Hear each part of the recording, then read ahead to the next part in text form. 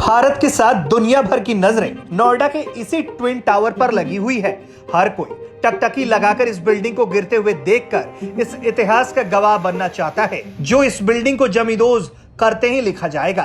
कुछ ऐसा ही मंजर होगा। नोएडा की यह सुपरटेक ट्विन टावर एक सिलसिलेवार धमाके के बाद गिरेगी।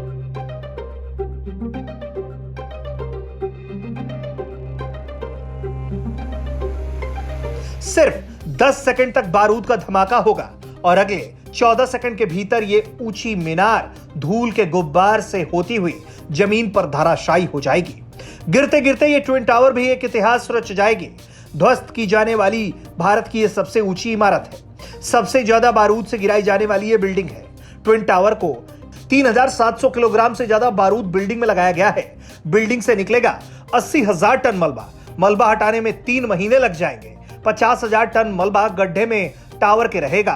30,000 टन मलबा C&D वेस्ट प्लांट में जाएगा। हमारे साथ बात करने के लिए मयूर मेहता, जो कि प्रोजेक्ट मैनेजर हैं, वो मौजूद हैं। सर, पूरा काम हो गया, पूरी तैयारी? Yes, 100% now we are ready to go for implosion.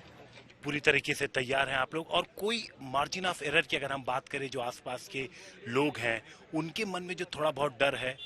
देखो, ये हिंदुस्तान में पहली बार हो रहा है ऐसा इम्प्लोजन, तो डर किसी, आज मैं रहता हूँ तो मेरे दिल में भी डर रहेगा।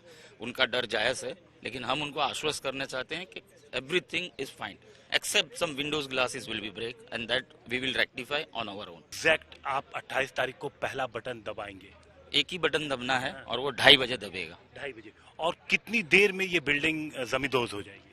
7 सेकंड बारूद को जलने के लिए और उसके बाद 4 से 5 सेकंड बिल्डिंग को गिरने के लिए। So total process is say about 12 to 13 seconds. 12 to 13 second में पूरी गिर जाएगी।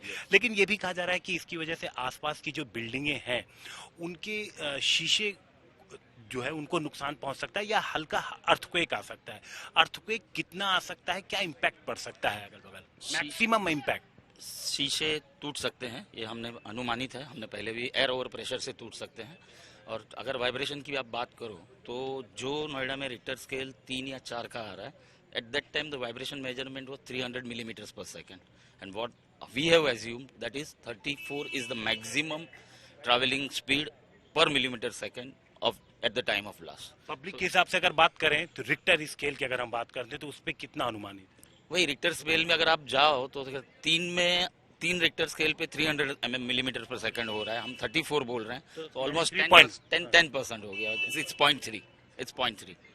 Yes, as per the mathematical. Only 0.3. Yes. बेशक ये बिल्डिंग बड़े शहर में लोगों को अपना आशियाना बनाने का सपना पूरा ना कर सकी हो, मगर एक बात के लिए तो इसका जिक्र अक्सर ही होता रहेगा कि जब दुनिया की बड़ी और ऊंची बिल्डिंगों को बड़ी ही सावधानी से साथ नीचे गिराया जाएगा, तो ये बिल्डिंग उन चंद इमारतों में शामिल होगी जिसका बनना बेशक किसी के लिए कोई खास मायने ना रखता हो, मगर उसका गिरना लोगों को कई महीनों और साल तक याद रहेगा।